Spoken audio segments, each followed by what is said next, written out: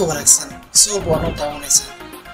waxaan ka hadlaynaa daawadayaal iyo dhageystayaal mawduuca ku saabsan wax akhrinta dad badan ayaa laga yaabaa inay wax iska akhriyaan laakiin ma garanayaan goorta iyo waqtiga ay wax akhrinayaan sidee baan wax u akhrin karaa haddana maxaa laga baahan yahay markan ay tahay inaan wax akhriyo maxay tahay muhiimadda wax akhrinta waa qaybahan aan markaas jecelnahay in aanu sharaxaadan ku bixino iyo xilliyada ugu fiican ee wax xifdinta marka la doonayo wax la xifdiyo daawadayaal isoo raaca si aan sharaxaad badan idinku muujiyo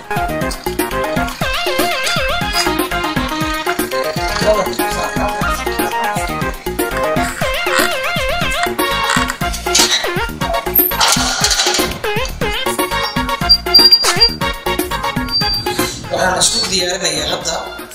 halkii aan ku